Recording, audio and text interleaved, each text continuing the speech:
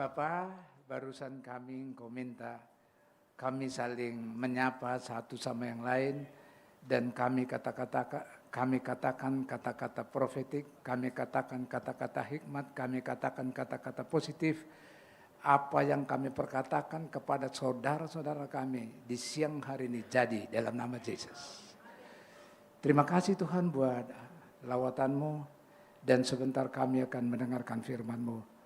Urapi kami semua, urapi hamba-Mu. Sepanjang firman Tuhan dinyatakan, Tuhan mampukan kami untuk menangkap pesan-pesan-Mu. Dalam nama Yesus, kita yang sudah diberkati dan yang akan diberkati firman Tuhan sama-sama katakan, amin. Tepuk tangan buat Yesus, silakan duduk. Shalom. Haleluya. Hari ini tema khotbah kita siang hari ini, ada hikmat di balik kesulitan. Ada hikmat di balik kesulitan. Mari kita baca Kejadian 41 ayat 44 sampai 47. Ayat 44, berkatalah Firaun kepada Yusuf, akulah Firaun, tetapi dengan tidak setahumu seorang pun tidak boleh bergerak di seluruh tanah Mesir. Lalu Firaun menamai Yusuf Yafnat Paneah serta memberikan Asnat anak Potifera imam di On kepadanya menjadi istrinya. Demikianlah Yusuf muncul sebagai kuasa atas seluruh tanah Mesir. Yusuf berumur 30 tahun ketika ia menghadap Firaun raja Mesir itu. Maka pergilah Yusuf dari depan Firaun, lalu dikelilingi seluruh tanah Mesir. Tanah itu mengeluarkan hasil bertumpuk-tumpuk dalam 7 tahun kelimpahan itu. Amin. Saudaraku yang kekasih, di dalam kehidupan nyata sehari-hari, kita ada kalanya diberkati. Ada kalanya kita sukacita, ada kalanya kita menyenangkan luar biasa. Tapi juga tidak dipungkiri, ada kalanya kita gagal. Ada kalanya ada masalah, ada kalanya di keluarga ada persoalan, ada kalanya di perusahaan tempat kita bekerja enggak benar. Ada kalanya usaha kita enggak jalan dengan benar. Ada kalanya orang pada saat diberkati, orangnya kata-katanya positif. Wah, Tuhan luar biasa. Tapi pada saat dia lagi terpuruk, itu kata-katanya yang keluar kata-kata negatif. Nah, hari ini kita mau belajar sesuatu, bahwa di balik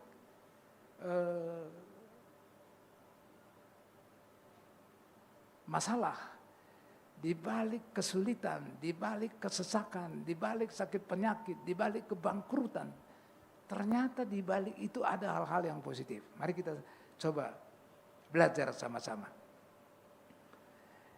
Nah, jadi saudara kasih, saya teringat akan mimpi Firaun. Saudara nanti baca di Kejadian 41 ayat 1 sampai 36. Tapi kita nggak usah baca karena itu terlalu panjang. Saya mau ceritakan kepada saudara. Suatu kali Firaun ini bermimpi. Dia bermimpi, dia melihat ada lembu yang tambun, lembu yang badannya indah keluar dari kuda Nil. Dan bersamaan yang sama dia juga melihat ada 7 lembu yang kurus kering keluar dari sungai Nil. Tetapi lembu yang kurus, yang kerdil ini, dia menelan 7 lembu yang gemuk-gemuk, yang indah itu. Kemudian Firaun terjaga. Setelah itu dia bermimpi yang kedua kalinya. Dia melihat ada setangkai gandum yang berisi 7 bulir yang gemuk-gemuk, yang bernas, yang berisi.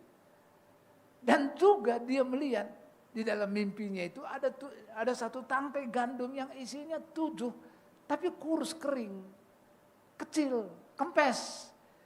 Tapi 7 bulir yang kecil ini, yang kempes ini, yang tidak berisi ini, menelan 7 bulir yang gemuk-gemuk tadi. Tapi lembu yang kurus menelan yang gemuk tetap kurus. Bulir gandum yang kecil menelan bulir gandum yang besar tetap kurus. Si Firaun ini nggak tenang. Hatinya gundah gulana, hatinya nggak tenteram. Oleh karena itu dia minta kepada orang ahli-ahli nujum, orang-orang pintar di seluruh tanah Mesir mengartikan apa arti mimpinya ini. Tapi nggak ada satupun yang bisa. Nggak ada satupun bisa mengartikan arti mimpi Raja Firaun itu. Tapi ada salah satu orang bilang, ada satu orang di penjara. Rupanya dia dulu pernah di penjara. Ada orang, anak muda di penjara yang bisa menafsirkan segala mimpi. Firaun bilang, panggil dia. Panggil, datang Yusuf. Kemudian Firaun cerita mimpinya tadi seperti tadi saya udah sampaikan kepada siapa namanya, kepada Yusuf. Nah, Yusuf katakan begini, di hadapan Tuanku Raja, ke depan ini ada 7 tahun kelimpahan di negeri Mesir. Ada 7 tahun masa kelimpahan di seluruh Mesir. Setelah itu ada 7 masa kekeringan, ada 7 masa kelaparan di negeri ini. Nah, si Raja Firaun kaget, waduh ini bahaya ini. Wah, pada saat dia takut, dengarkan, pada saat si ini tahu bahwa akan ada masa 7 tahun kelaparan, masa 7 tahun kekeringan, maka dia lihat ini orang ini luar biasa ini. Ini Firaun ini penuh dengan roh ini, hebat ini. Oleh karena itu dia lantik itu Yusuf menjadi Perdana Menteri, menjadi orang kedua di Mesir.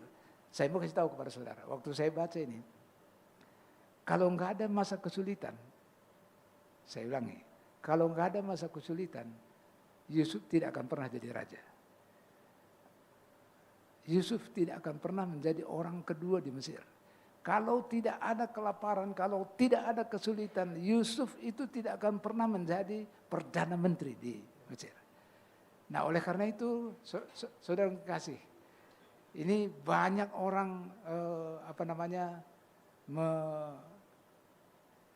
menafsir, meramal dengan adanya misil, begitu banyak misil dari Iran langsung ke Israel, dan Israel nggak bisa menahan seluruhnya, sebagian jatuh ke kota-kota di Mesir. Orang bilang ini akan terjadi perang dunia ketiga.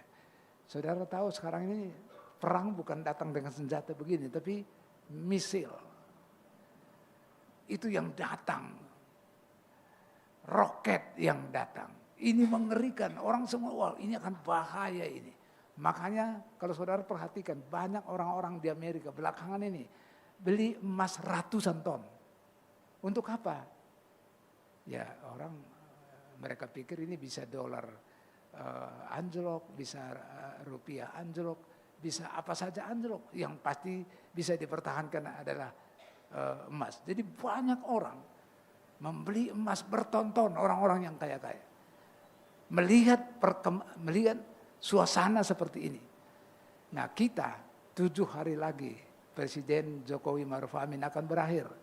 Akan masuk kepada new season, akan masuk kepada pemerintahan baru. Nobody knows apa yang akan terjadi. Tapi saya mau kasih tahu kepada saudara, apapun yang terjadi, kesulitan apapun terjadi, lihat justru di balik kesulitan itu ada berkat yang menyamar, yang nggak ada yang tahu, nggak ada yang tahu. Jadi kalau ada kesulitan kepada jemaat yang Tuhan sangat kasihi di tempat ini, kalau engkau ada di dalam kesulitan, kesesakan, apapun itu alasannya, di balik itu ada nilai-nilai positif. Di balik itu ada berkat yang menyamar. Saya ulangi, kalau tidak ada persoalan, kalau tidak ada akan kelaparan di negeri Mesir, kalau tidak ada kesulitan di Mesir 7 tahun setelah masa kelimpahan, maka Yusuf tidak akan pernah menjadi orang kedua. Yusuf tidak akan pernah menjadi Perdana Menteri. Jadi di balik kesulitan, maka ada berkat di balik kesulitan itu. Jadi apapun sekarang ini, kesulitan apapun yang saudara hadapi hari-hari ini. Ingat bahwa di balik kesulitan itu ada hal yang positif. Di balik kesulitan itu ada berkat yang tersembunyi. Di balik kesulitan itu ada berkat yang menyamar yang saudara dan saya tidak tahu. Nah, kemudian mari kita baca. Nah, untuk ini saya bilang sama Yafet, coba cari ada keledai di dalam sumur. Yang kedua, keempat kakinya nginjak tanah. Nah, si Yafet bilang, Pak, aku udah cari nggak ketemu. Terus dia kasih saya gambar keledai, keempat-empatnya kakinya kelihatan, tapi ada lubang kecil. Nah, bukan lubang begini. Tapi nggak apa-apa lah. Ini dikirimlah kepada saya, tapi sebenarnya dalam cerita ini, keledai ini berdiri kakinya, keempat kakinya menginjak tanah. Kalau ini kan yang di atas menginjak dinding daripada lubang. Saya mau cerita kepada saudara. Ini coba perhatikan. Ada seorang pemilik keledainya masuk lubang. Oleh karena itu dia berusaha untuk mengangkat pakai tali. Mereka rame-rame mau mengangkat keluar, enggak keluar-keluar. Karena udah berhari-hari, mereka kasihan sama keledai. Wah, enggak makan enggak aja pasti mati nih. Ya udah, sekalian aja kita bunuh. Timbun aja dengan tanah. Mereka pakai skop. Masukin tanah. Tahu saudara yang terjadi? Begitu tanah kena di punggung keledai. Keledainya bilang gini. Tanahnya jatuh kemana? Tanahnya jatuh kemana? Ditimbun lagi. Tanahnya ke bawah. Saudara tahu endingnya apa? Dia mati apa hidup? Karena tanah itu semakin tinggi, dia bisa keluar sendiri. Coba, hikmat dari Tuhan. Enggak ada yang tahu. Mau dibunuh, malah hidup. Coba. Jadi ternyata di balik kesulitan, ada berkat yang menyamar. Di balik kesulitan kayak begini, rencana ada kasihan ini, nggak minum-minum ini keledai ini, nggak makan-makan ini keledai ini. Udah sekalian aja dibunuh. Tahu saudara, kelihatannya hikmahnya itu jelek, tapi nggak ada yang tahu. Keledainya malah keluar dengan sehat-sehat. Ini luar biasa, di balik kesulitan apapun itu, ada berkat menyamar. Tahu saudara menyamar, ngintip. Berkat itu ngintip-ngintip kapan masuk kepada usahamu, kepada keluargamu. Jadi di balik kesulitan, di sini disebutkan tadi, ada hal yang positif, ada nilai-nilai yang positif. Mari kita lihat lagi salah satu gini. Nah, di musim kesulitan itu, di masa persoalan yang banyak itu, si Yusuf dikasih istri dan dikasih anak 2. Saudara dengarkan baik-baik ini. Waktu saya baca ini saya geleng-geleng kepala gini. Yang lahir pertama itu Manase. Tahu saudara apa arti Manase? Manase itu Tuhan berikan kemampuan kepada Yusuf untuk melupakan hal-hal yang sudah-sudah. Nah, baru anak yang kedua Efraim mendapatkan anak, berbuah. Jadi kalau ke depan ini, dengarkan nih, ke depan ini, yang pertama harus saudara lakukan adalah melupakan hal-hal masa lalu yang sedih, yang susah. Saudara lupakan itu, jangan ingat-ingat. Saudara, hei umat Tuhan yang Tuhan kasihi, yang kau hadir di ruangan ini, lupakan hal-hal yang sudah-sudah. Yang sudah-sudah yang menyakitkan hatimu, lupakan itu. Hal-hal yang membelenggu itu, engkau membuat engkau susah, terus lupakan itu. Begitu engkau lupakan, maka akan ada buah-buah berikutnya. Ada buah-buah ilahi akan lahir, berkat-berkat ilahi akan lahir. Tapi kuncinya satu, jangan dibalik. Manase dulu. Apa Manase? Lupakan hal-hal yang sudah-sudah. Lupakan trauma-trauma yang sudah-sudah. Lupakan engkau mungkin dulu puluhan tahun, 2 tahun, 3 tahun yang lalu engkau disakiti oleh orang. Lupakan hari ini firman Tuhan. Lupakan, minta kekuatan dari Tuhan. Biar engkau bisa melupakan masa lalu yang menyakitkan itu. Maka dari situ akan lahir Efraim. Akan lahir buah-buah berkat ke depan. Tapi kuncinya hari ini firman Tuhan. Engkau harus Manase dulu. Engkau harus lupakan dulu hal-hal yang benar-benar membuat engkau nggak bisa berbuat apa-apa. Membuat engkau sedih. Membuat engkau nggak bisa berkarya. Kenapa? Karena engkau ingat hal-hal yang sudah-sudah. Lupakan itu. Kemudian ada satu hal, Mazmur 119 ayat 67. Tertindas itu baik. Nah, ini masih semuanya hubungannya kesulitan itu, di balik kesulitan itu ada nilai positif. Tertindas itu baik. Kata Mazmur 119 ayat 67. Sebelum aku tertindas, dengarkan baik-baik.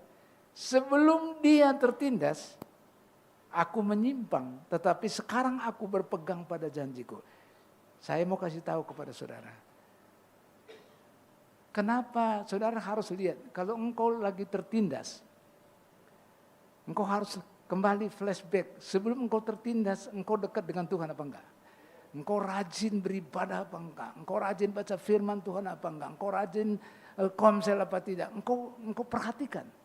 Pada saat engkau rajin, saya ada lupa bikin segitiga. Ada segitiga gini. Ini istri, ini suami, ini Tuhan. Kalau engkau semakin dekat dengan Tuhan, kalau suami istri semakin dekat, pasti semakin dekat dengan Tuhan. Nah, saudara nggak nangkap ya? Ini ada segitiga gini ya. Kalau segitiga di sini istri, di sini suami, di sini Tuhan. Ini kan jauh ini. Tapi kalau saudara mendekat kepada Tuhan, istri mendekat kepada Tuhan, suami mendekat kepada Tuhan, jadi istri itu jadi suami, keluarga itu akan harmonis, dekat. Nah ini juga begitu, pada saat saudara sebelum tertindas, saudara dekat dengan Tuhan. Sekarang saudara tertindas, kembali. Ini dia bilang, apa keuntungan tertindas? Dia sekarang berpegang kepada ketetapan Tuhan. Itu powerful. Jadi untung tertindas itu ternyata ada. Kembali kepada Tuhan cepat. Jangan lama-lama. Cepat kembali kepada Tuhan. Cepat rajin ibadah. Cepat rajin komsel. Cepat rajin baca firman Tuhan. Katakan amin. Jadi ternyata ada untungnya tertindas itu. Ada untungnya kesulitan itu. Begitu kita ada kesulitan, kita datang kepada Tuhan. Nah kemudian ayat 71, bahwa aku tertindas itu baik bagiku, supaya aku belajar ketetapan.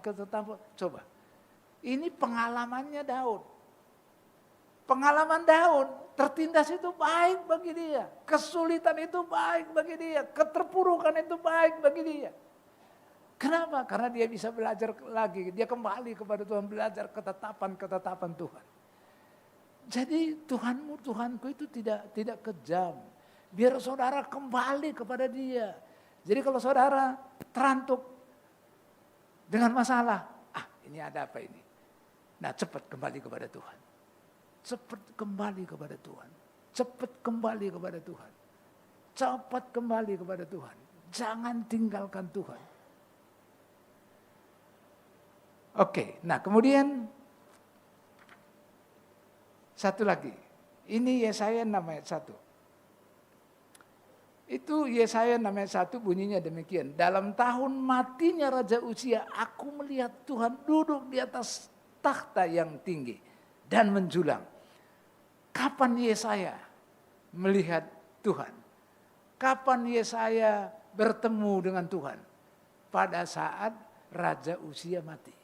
Tahu saudara, Raja Uzia itu memerintah 52 tahun. Lebih lama dari Daud. Dan raja ini waktu dia memerintah 52 tahun, negeri itu aman. Jadi raja ini mereka sangat bangga-banggakan. Raja ini sangat mereka andalkan. Mati. Justru pada saat yang dia andal-andalkan itu mati. Di situ dia ketemu sama Tuhan. Ketemu raja di atas segala raja.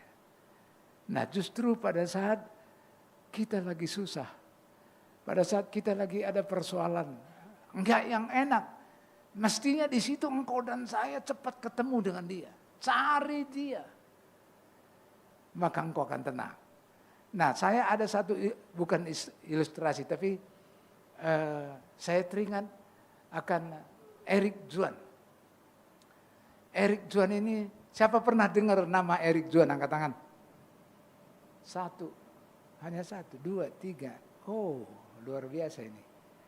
Nah, Eric Juan ini gini, saya mau cerita kepada saudara. Begitu dia selesai sekolah di Cina, dia langsung kerja di Jepang. Langsung kerja di Jepang. Tapi tahun 90-an di Amerika itu lagi giat-giatnya tentang apa? Dengan online kayak seperti begitu. Ya. Lagi giat-giatnya. Oleh karena itu dia kepingin ke Amerika. Tahu saudara, Eric Juan mengajukan apply visa di kedutaan besar Amerika. Gagal 8 kali. 8 kali gagal. Datang gagal, bertahun-tahun itu. Tapi akhirnya di tahun berapa nih? Di tahun 97. Akhirnya di tahun 97 dia dapat visa Amerika. Dia pergi ke Amerika. Langsung dia lamar, dia kerja di Webex di San Francisco, di California sana. Dia ngelamar, dia kerja di situ. Nah, 97. Nah, kemudian tahun 2007 Webex itu karena begitu berkembang cepat gara-gara ada si Eric Juan, berkembang besar, akhirnya dijual, dibeli, diakuisisi oleh namanya Cisco. Nama perusahaan Cisco. Nah, dia diangkat jadi vice presiden, wakil presiden di Cisco. Kemudian Eric, nah saya mau kasih tahu kepada saudara. Ternyata idenya si Eric Juan ini di Amerika nggak laku. Orang Amerika bilang ngapain rapat pakai Zoom? Rapat di kantor dong, rapat di restoran dong. Akhirnya tahun 2012, sekalipun dia udah vice president di Cisco, dia mengundurkan diri, menarik diri. Kemudian dia dirikan nama perusahaan, dia bikin Zoom tahun 2012. Tahu saudara, tahun 2019, 7 tahun setelah dia waktu mendirikan juga dia butuh uang. Dia butuh uang dari 2 orang untuk mendirikan itu di China sana. Tahun 2019 nongol namanya COVID-19 di Wuhan, di China.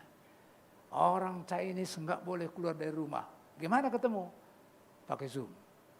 Tahun 2020 sampai ke Indonesia, seluruh dunia nggak boleh keluar rumah. Orang bertemu, orang rapat pakai apa? Pakai Zoom. Kayanya luar biasa ini orang. Sekarang luar biasa kayanya. Dia terkenal, kenapa? Dia diberkati, kenapa? Justru karena ada kesulitan. Dengarkan baik-baik. Jadi kalau saat ini, saya nggak tahu kalau engkau di dalam kesulitan yang sangat. Yang rasa-rasanya engkau, waduh, udah habis ini. Saya mau kasih tahu kepada engkau siang hari ini. Di balik kesulitan, ada berkat yang menyamar, engkau dan saya tidak tahu. Engkau dan saya tidak tahu. Tadi pagi saya cerita di tempat ini dan mungkin berapa kali saya sudah cerita kepada saudara. Tahun 97, awal Januari, Februari, istri saya itu depositonya didolarin. Beli 1.600 rupiah $1.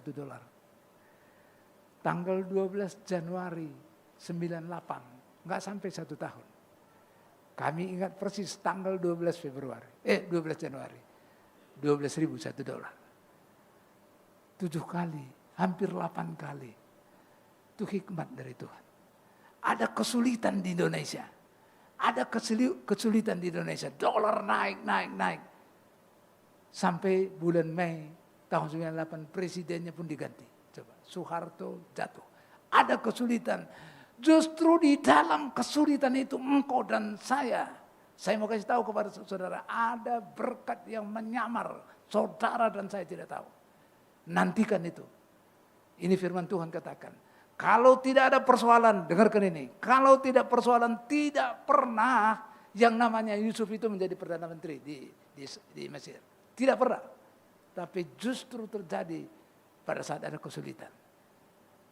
Oleh karena itu, saudara nggak usah khawatir.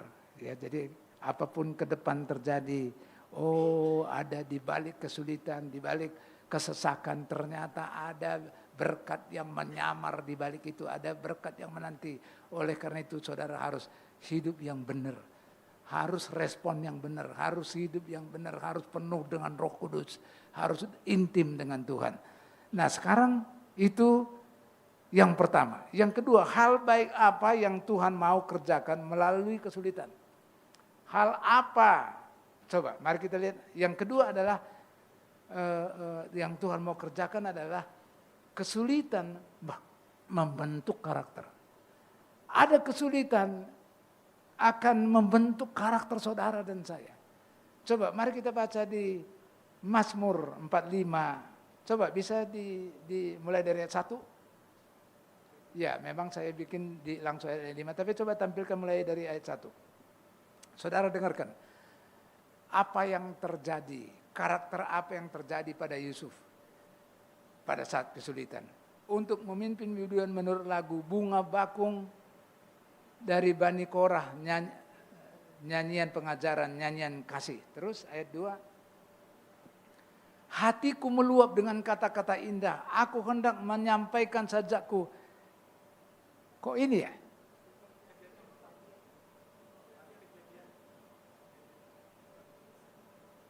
Kejadian tadi, Kejadian 45 ayat 1, bukan Mazmur. Yes, makanya saya lihat kok lain isinya. Nah, ini dia. Ketika itu Yusuf tidak dapat menahan hatinya lagi di depan semua orang yang berdiri di dekatnya. Lalu berserulah ia, suruhlah keluar semua orang dari sini. Yang semua keluar suruh dari situ adalah orang-orang Mesir. Yang tinggal di situ hanya saudara-saudaranya. Maka tidak ada seorang pun, sebentar ayat 1 kembali. Maka tidak ada seorang pun yang tinggal di situ bersama-sama Yusuf ketika ia memperkenalkan dirinya kepada saudara-saudaranya. Ayat 2, saudara dengarkan ini. Setelah itu menangislah ia keras-keras sehingga kedengaranlah kepada orang Mesir dan kepada isi istana Firaun. 3. Dan Yusuf berkata kepada saudara-saudaranya, akulah Yusuf. Masih hidupkah Bapa? Tetapi saudara-saudara tidak dapat menjawabnya. Sebab mereka takut dan gemetar menghadapi dia. Ayat keempat. Lalu kata Yusuf kepada saudara-saudaranya itu, marilah dekat-dekat. Maka mendekatlah mereka. Katanya lagi, akulah Yusuf saudaramu yang kamu jual ke Mesir. Ada kemarahan di sini? Ada dendam di sini? Padahal yang 11 orang ini, yang dulu yang lemparkan 10 saudara-saudaranya ini yang melemparkan dia ke sumur, yang menjual dia ke orang Ismail. Tapi begitu ketemu, saudara lihat, dia malah nangis. Dia menangis melihat saudaranya yang berbuat dosa terhadap dia. Saudaraku, adakah engkau menangis melihat jemaat yang kekurangan di sini? Adakah engkau menangis di dalam hatimu melihat orang yang belum kenal kepada Tuhan? Ini karakter. Coba, dia nangis, coba disuruh semua orang Mesir keluar, hanya dia sama saudara-saudaranya. Akulah Yusuf yang engkau dulu jual. Saya waktu baca ini, betapa besarnya hatinya tuh. Betapa volume hatinya itu besar. Enggak dibilang, dikasih tahu sama tentaranya, sama pengawalnya. Ini nih, masukin, tembak. Enggak gitu. Dia nangis. Tidak ada dendam. Tidak ada dendam, tidak ada amarah. Yang ada mengampuni. Ini yang karakter yang muncul. Yang lahir dari kesulitan. Saudara kasih, ini luar biasa. Ini dia tidak membalas, tapi justru kasih. Sekarang ayat kelima kita baca. Ayat kelima. Tetapi sekarang janganlah bersusah hati. Dia malah menghibur. Dan janganlah menyesali diri. Karena kamu menjual aku ke sini. Sebab untuk memelihara kehidupanlah Allah menyuruh aku mendahului kamu. Coba. Betapa luar biasa. Biasanya Allah menyuruh aku ke sini. Jadi bukan kamu karena lemparkan aku ke situ. Bukan. Ini rencana Tuhan. Coba. Ini rencana Tuhan biar aku mendahului kalian ke sini untuk kehidupan. Kehidupan orang Israel dan kepada orang semua. Karena 7 tahun ada kelaparan, ada kekeringan. Dari mana-mana datang orang membeli gandum, roti ke Mesir. Jadi membentuk karakter. Karakter tidak pendendam. Karakter tidak marah-marah. Karakter yang mengampuni. Karakter yang mengasihi. Sekarang adakah karakter ini kepadamu? Mari kita minta kekuatan dari Tuhan. Biar Tuhan berikan karakter yang seperti Yusuf ini. Sedemikian sehingga kalau ada kesulitan apapun. Di balik kesulitan itu ada namanya berkat yang menyamar. Saya ada lagi ayat satu lagi. Mari kita baca di Yakobus 1 ayat 1 sampai 5. Yakobus 1 ayat 1 sampai 5. Salam dari Yakobus hamba Allah dan Tuhan Yesus Kristus kepada ke-12 suku di perantauan. Saudara-saudaraku, anggaplah, dengarkan baik-baik ini. Saudara-saudaraku, jemaat di Intermark di siang hari ini, anggaplah sebagai suatu kebahagiaan. Dengarkan, anggaplah suatu kebahagiaan apabila kamu jatuh ke dalam berbagai-bagai pencobaan. Bukan satu. Berbagai-bagai pencobaan, anggaplah itu suatu kebahagiaan. Jadi kalau saudara jatuh ke berbagai-bagai pencobaan. Ini kitab Yakobus katakan, anggaplah itu apa? Suatu kebahagiaan. Wah, keren banget ini. Coba ayatnya yang ketiga. Sebab kamu tahu bahwa ujian terhadap imanmu itu menghasilkan ketekunan. Jadi berbagai-bagai macam pencobaan, berbagai macam kesulitan, kesesakan. Itu akan teruji, maka engkau akan menjadi tekun. Akan timbul ketekunan. Akan menghasilkan ketekunan. Dan biarkanlah ketekunan itu memperoleh buah yang matang. Supaya kamu dan supaya kita. Semua kita ini. Menjadi sempurna. Seperti Kristus. Dan yang paling enak ayat terakhirnya, coba. Ayat terakhirnya. Yang paling belakang tadi apa? Sebelum ini. 4, ya. Dan tak kekurangan suatu apapun. Jadi kalau ada berbagai macam pencobaan, berbagai macam kesulitan, itu membawa engkau dan saya menjadi kepada ketekunan. Dan ketekunan itu akan membuahkan, akan berbuah matang. Dan itu akan menjadi, engkau menjadi sempurna. Dan kalau ini yang terjadi, kau punya karakter tekun. Kayak tadi, saya tadi cerita si Eric Juan mau ngajukan visa nggak lolos. Ngajukan visa nggak lolos, bertahun-tahun ngajukan visa nggak lolos. Dia tekun sampai dapat visa. Umat Tuhan di tempat ini kalau engkau gagal, jangan langsung menyerah. Saudara harus terus gigih, ulet, cari terus sampai dapat, tekun. Jadi orang yang jatuh ke dalam pencobaan, orang yang dalam kesulitan, saudara harus tekun. Kerjakan, belum berkata kerjakan lagi, belum berkata kerjakan lagi, belum berkata kerjakan lagi, tekun, ulet. Nah, setelah tekun, coba 4 lagi, balik ke 4. Dan biarkanlah ketekunan itu memperoleh buah yang matang supaya kamu menjadi sempurna dan utuh. Bukankah ini yang diharapkan Tuhan terhadap semua kita, biar kita ini sempurna seperti Kristus.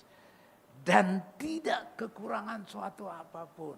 Wow, keren banget. Nah, baru ayat terakhir, ayat kelima. Carilah yang, tetapi apabila di antara kamu ada yang kekurangan hikmat, hendaklah ia memintanya kepada Tuhan.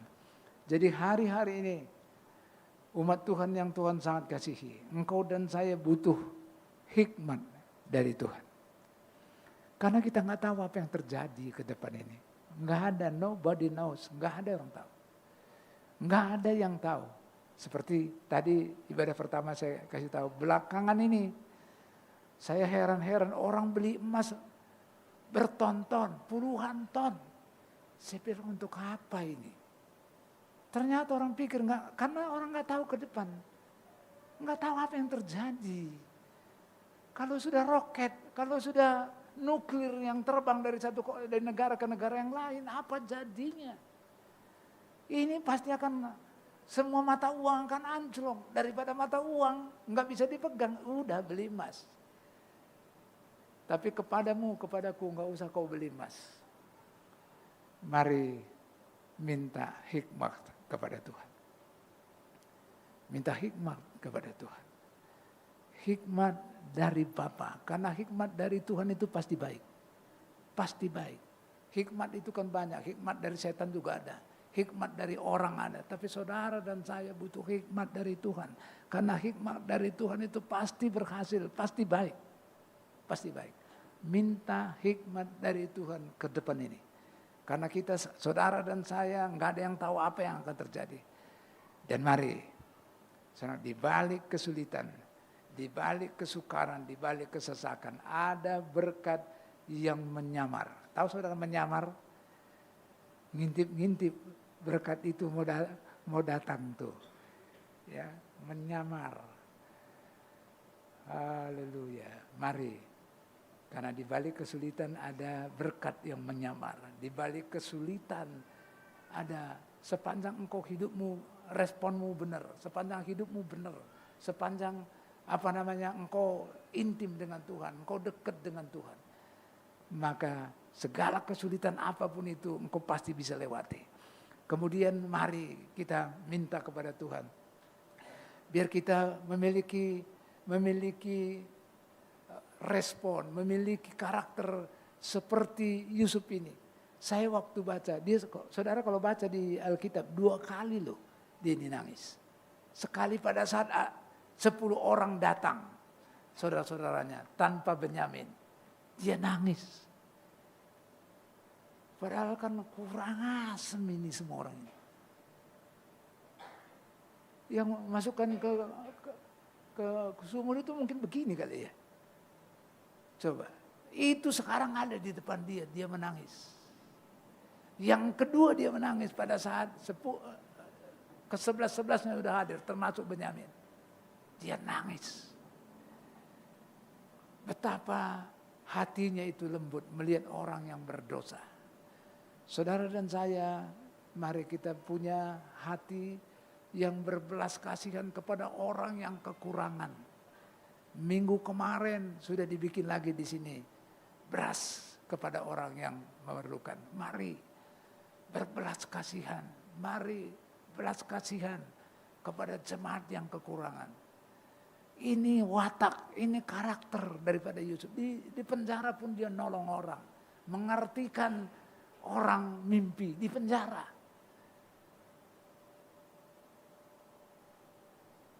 Maka ke depan ini kesulitan apapun terjadi, maka engkau akan diberikan hikmat oleh Tuhan. Dan jangan takut. Silakan WL Singers maju ke depan.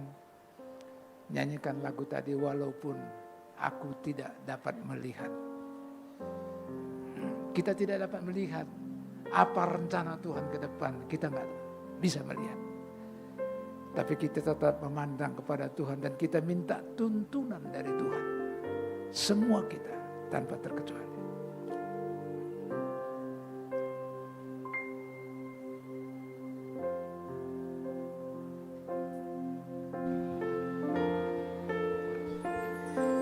sadar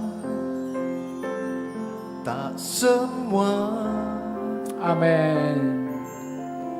dapat aku miliki. Amin. Di dalam hidupku, hatiku percaya rancanganmu bagiku adalah yang terbaik. Amin. Amin. Amin. Walau ku tak dapat Walaupun ku tak dapat melihat semua rencana-Mu Tuhan. semua rencana. Haleluya, haleluya, haleluya, haleluya, haleluya. Namun hatiku tetap memandang kepadamu. Haleluya. Amin, amin. Kau tuntun langkah kami. Haleluya, haleluya. Walau ku tak dapat berharap atas kenyataan hidup kami ini. Atas kenyataan. Haleluya, haleluya, haleluya. Namun hati kami tetap memandang padamu. Haleluya, haleluya, haleluya. Kau ada untuk kami, Kau ada untuk kami. Oh, haleluya, haleluya, haleluya. Semua rencana. Haleluya, haleluya. Walau kami tidak dapat tahu semua rencana-Mu. Oh, haleluya, haleluya, haleluya, haleluya, haleluya. Kau tuntun langkah. Amin. Haleluya, haleluya, haleluya. Oh,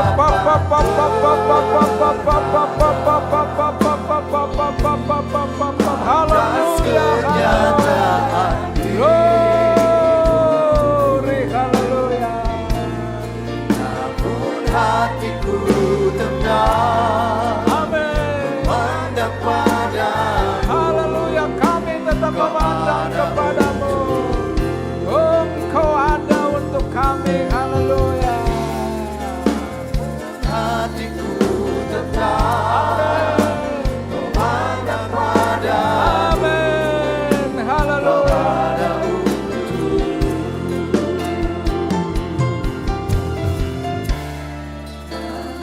Hatiku tetap memandang padamu.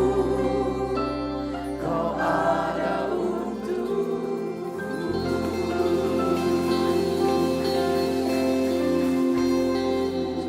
Saudaraku, kita diam sejenak setelah mendengarkan firman Tuhan. Kalau hatimu dijamah oleh Tuhan, Bapa, setelah aku mendengarkan firman-Mu, berikan aku punya karakter seperti Yusuf, menangisi orang-orang yang kekurangan, menangisi orang-orang yang belum kenal kepada Tuhan. Berikan aku karakter seperti itu, Tuhan. Kalau Engkau di siang hari ini dijamah oleh Tuhan, firman Tuhan ini menjadi remah bagi hidupmu. Tuhan, aku masih sering dendam. Aku gak mau lagi dendam. Aku masih sering marah. Aku kalau difitnah, aku sering melawan. Aku sering membalas. Kalau engkau dijamah oleh Tuhan, firman Tuhan ini menjadi remah bagimu. Tuhan, mampukan aku seperti Yusuf bisa mengampuni saudara-saudaranya yang memasukkan dia ke dalam lubang sumur, menjual dia ke orang Mesir. Berikan aku kemampuan itu, Tuhan.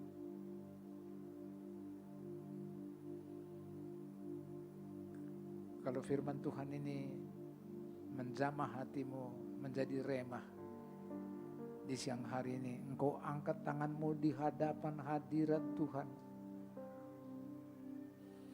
Tuhan akan mampukan engkau punya hati seperti Yusuf, punya karakter seperti Yusuf,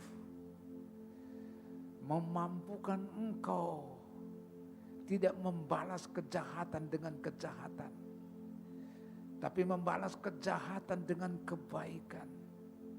Engkau punya hati menangis, menangis karena kasih terhadap orang yang kekurangan. Bapa, engkau lihat tangan-tangan yang terangkat. Mereka dengan iman mengangkat tangan di hadapan-Mu. Mampukan mereka punya hati, punya karakter seperti Yusuf. Tidak pembenci, tidak pendendam, tapi pengasih, pengampun. Mampukan umat pilihan-Mu yang angkat tangan. Mampukan mereka Roh Kudus. Terima kasih sedemikian. Maka dikala ada kesulitan, di balik kesulitan itu ada berkat yang menyamar kepada tangan-tangan yang terangkat di siang hari ini. Oh papa.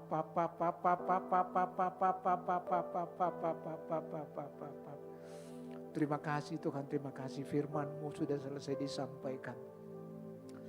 Kuatkan kami, mampukan kami, biar kami punya karakter seperti Yusuf. Mengasihi saudara-saudaranya, bukan membenci. Oh haleluya, haleluya, haleluya. Terima kasih Bapak, terima kasih Tuhan. Terima kasih, berkati kami semua. Dalam nama Yesus kita yang sudah diberkati Tuhan, sama-sama katakan amin.